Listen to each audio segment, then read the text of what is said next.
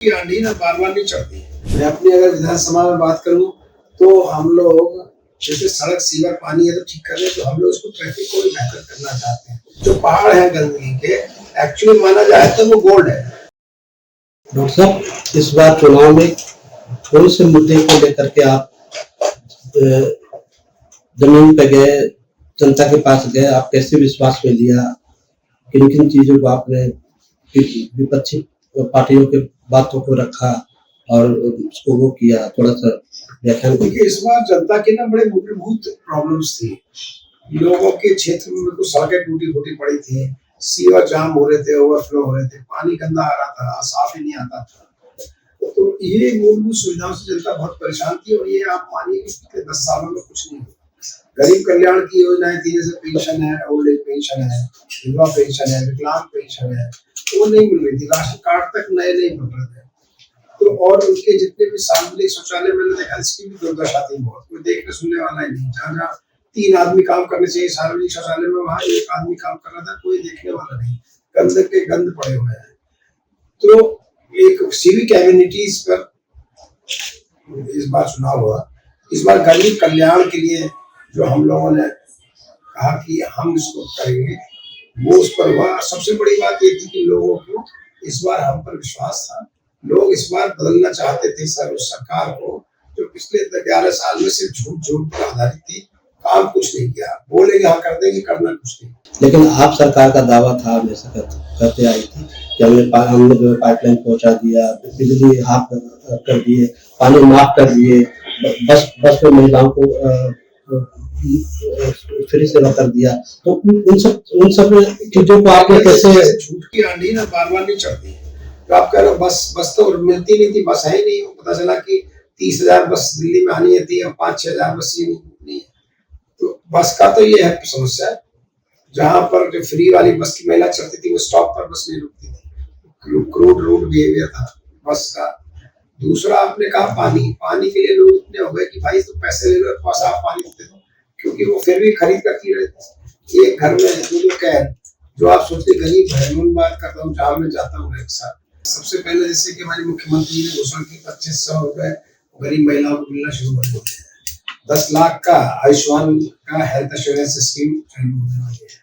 तो जिससे 70 साल के हर व्यक्ति को अपना हेल्थ का इंश्योरेंस रहेगा, उसके नीचे गरीब रहेगा। ये तो स्वास्थ्य उसमें बहुत बड़े हम लोग के फैसले हुए थे। मैं अपनी अगर विधानसभा में बात करूं तो हम लोग जैसे सड़क सीवर पानी है तो ठीक कर रहे हैं, तो हम लोग इसको ट्रैफिक को भी बेहतर करना चाहते हैं। जो अनाप शनाप एनक्रोचमेंट हुए हैं सड़कों पर, जिससे कि लोगों के आवागमन में बहुत असुविधा होती है, उसको ठीक करना चाहते हैं।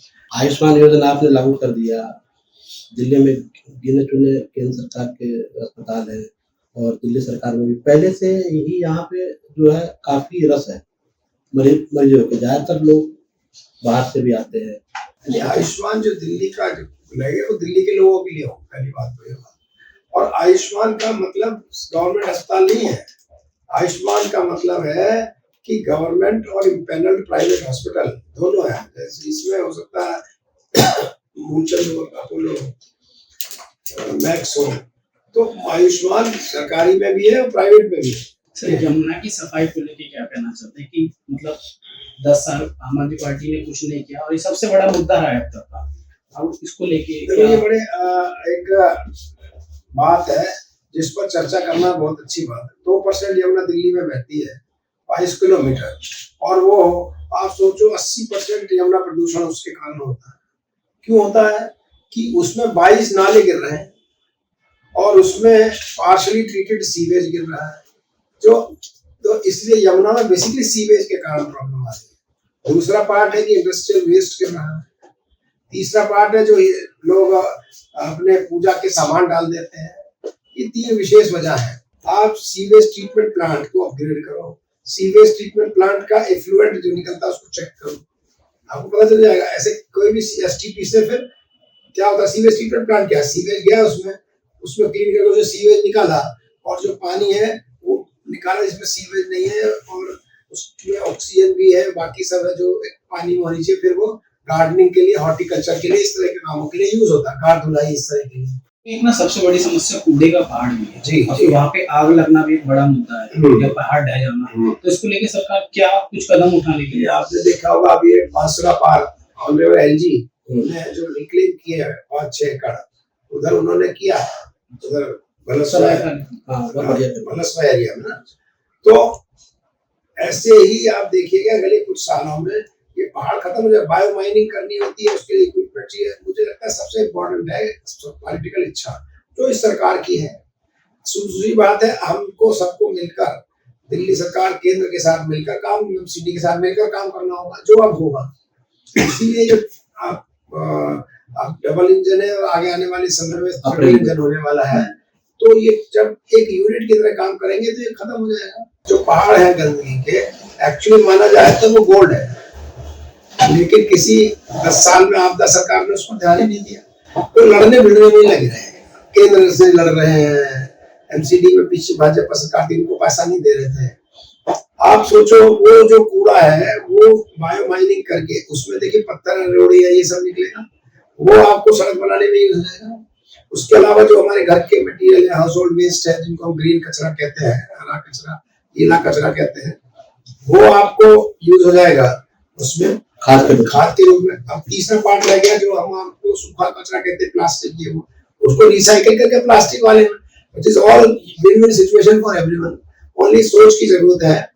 इसमें सरकार भी करेंगी, इसमें हो सकता है आगे आने वाले समय में कोई पीपीपी मॉडल भी आए, ये मैं कह नहीं सकता, लेकिन मुझे लगता है कि सारे ऑप्शंस सरकार के पास खुले होंगे जरूर। प्रोफेसर मैं आपसे पूछ रहा था, आप डॉक्टर हैं, आपको पूरा अनुभव है, जो इनका जो मॉडल था कहते थे क्रांति वाला मॉडल, तो अब जो दिल्ली सरकार जो बीजेपी की जो भाजपा सरकार है उसका हेल्थ मॉडल क्या होगा, उसमें आप कहाँ कमी मानते हो और कहाँ सुधार करने की जरूरत है? आज दिल्ली में पहली बात तो बेड्स की कमी है, नकली दवाइयाँ, फर्जी दवाइयाँ या कम दवाइयाँ। मैं बहुत सारे अस्पताल की बात जानता हूँ, मतलब मैंने जाकर देखा हूँ, मैं तो इस फील्ड का हूँ। मैन पावर की कमी, दवाइयों की कमी, मशीन्स का जहाँ है वहाँ डॉक्टर नहीं है, जहाँ नहीं है वहाँ डॉक्टर है, तो उसको रिस्ट्रक्चर करना पड़ेगा। तो पहले तो जो अभी स्ट्रक्चर है उसमें मेडिकल फील्ड के डॉक्टर्स को रीऑर्गेनाइज करना पड़ेगा। जो इक्विपमेंट है उनको सबको ठीक करा के जहाँ जहाँ जरूरत है वहाँ दिया जाएगा। आप देखिएगा इसमें आपको दोबारा खरीदने की जरूरत नहीं पड़ेगी। जैसे आप कृष्णानगर के विधायक हैं, आप वहाँ पे रहते भी हैं, आप वहाँ पे हॉस्पिटल भी है, तो कृष्णानगर के लोगों को आप क्या देना चाहते हैं? कैसा होगा कृष्णानगर जो पिछले 11 साल में विकास से कोसों दूर चला गया? कृष्णानगर को एक सुंदर विकसित कृष्णानगर बनाएंगे। सबसे पहले तो मैं जो प्रायोरिटी एरियाज डिसाइड करते हैं, इमरजेंसी इलाज क्या जरूरत है। सबसे पहले तो मुझे लगता है कि मैं जब बैठता हूँ सुबह में 3 घंटे खुद बैठता हूँ, हमारा ऑफिस चलता है 8 घंटे। सीवर की अनगिनत कंप्लेंट, मतलब आप पिछला 1 महीना हुआ है तो कई सौ कंप्लेंट सिर्फ सैकड़ों उसकी है, सीवर ओवरफ्लो हो रहा है, बंद हो रहा है और घरों में घुस गया। तो हम लोग अभी इमरजेंसी उसके लिए बैठते हुए हैं सीवर ठीक करने, लेकिन इसमें जहाँ पाइपलाइन और बदलने की और पानी की पाइपलाइन बदलने की जरूरत है, पानी साफ आए। फिर जो हमारे बड़े बड़े नाले हैं, पीडब्ल्यूडी के हो या एमसीडी के हो, कोई सब चौक पड़े हैं। मान लो मिडिल क्लास हो चाहे कोई क्लास हो, सड़क सीवर पानी की उसकी आवश्यकता है, ट्रैफिक का बेहतर आवश्यकता है। वो शिक्षा की और स्वास्थ्य की भी बात करूँगा। पहले गरीब कल्याण में आप देखो सफेदा बस्ती में, तो वहां पर उसका पालन पूछना जाता हूँ अक्सर, जो सार्वजनिक शौचालय है बंद पड़े हैं, दरवाजे टूटे पड़े हैं, उस पर हम लोग 2-3 बार करके उसको दुरुस्त करने की सुलभ शौचालय की तरह बात कर रहे हैं। राशन कार्ड बनना है, वृद्धावस्था पेंशन है, ये सारी चीजें अब एग्रेसिव स्केल में हमारी तरफ से भी शुरू होगी। बाजारों में कूड़ेदान हो, बाजारों में यूरिनल हो, मतलब बाजारों के लिए बहुत अच्छी योजना थी, लेकिन बीजेपी की सरकार गई तो वो योजना भी चली गई। तो बाजारों के लिए अगर कुछ, और खासकर आपके यहाँ बहुत बड़े बड़े बाजार हैं, तो सबसे पहले अभी आपने देखा हमने नाइट सफाई शुरू करा दी है, रात्रि में सफाई हो रही है लाल क्वार्टर में, इधर हमारे कृष्णानगर मार्केट्स में, ऐसे हर जगह सोम बाजार में रात में सफाई का शुरू करा दिया आते ही हमने। तो उसमें क्या होता था, मार्केट में 10-11 बजे मान लो बंद हुआ, उसके बाद सुबह तक में कूड़ा पड़ा रहता था। अब क्या हो गया, अभी उनसे हमने फीडबैक किया तो रात में सफाई करते हैं, सुबह भी काम कम हो जाता है। एक तो ये शुरू किया। एक जिस तरह आपने देखा हो कि जब बीजेपी की सरकार थी तो ये कॉम्पैक्टर सिस्टम चालू किया ढलाव की जगह, उसको अब पिछले दिनों कुछ है गड़बड़ाहट आई है शायद में, तो अब मेरा ख्याल है भाजपा की सरकार एमसीडी में आ जाएगी अप्रैल में, तो उसको ठीक करना है। जहां तक डस्टबिन और इसकी बात है, यूरिनल टॉयलेट जहां जहां जरूरत है वहां तो हम लोग बनाएंगे। तो किसी भी मार्केट में टॉयलेट होना आवश्यक है, किसी भी मार्केट में साफ सफाई होना जरूरी है, और उसमें डस्टबिन रखे या बगल में कॉम्पैक्टर रखे। मैं तो कहूँ दुकान वाला क्यों नहीं रखे, कुछ जिम्मेदारी जनता को भी तो लेनी होगी। एक वो आपकी मल्टी लेवल पार्किंग रोड भी काफी है। मल्टी लेवल पार्किंग फायर के कारण करिए। मैं इसको ये भी बताना चाहता हूँ, मुझे जैसे जगतपुरी मार्केट है, ऐसे हमने एसडीएम ऑफिस के उधर भी कई जगह हम देख रहे हैं जहाँ मल्टी लेवल पार्किंग भी हमारे एजेंडा में। तो ये तो बंद पड़ी जो भी कारण हो एमसीडी के, लेकिन इसको तो खैर शुरू हो ही जाएगी। अभी हमको कम से कम 4 मल्टी लेवल पार्किंग का मन है, ये सब चार्ज। सर एक जीटीबी में यमुना पार्क का सबसे ज्यादा अपडेट है, जिसकी वजह से ना स्थानीय लोगों को ना तो ट्रीटमेंट ठीक से मिल पा रहा है, और आई थिंक सो एक डॉक्टर पे करीब 200 पेशेंट है। मैं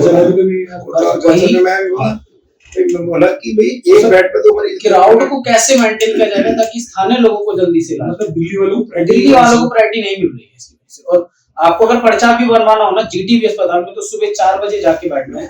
तो ये हमारे प्रायोरिटी एरियाज हैं, जीटीबी है, जैसे 1500 बेड का एलएनजेपी में भी अस्पताल बन के तैयार खड़ा हुआ है। वो कुछ कमी है, थोड़ा 2-4-6 महीने में बना के शुरू कर सकते हैं।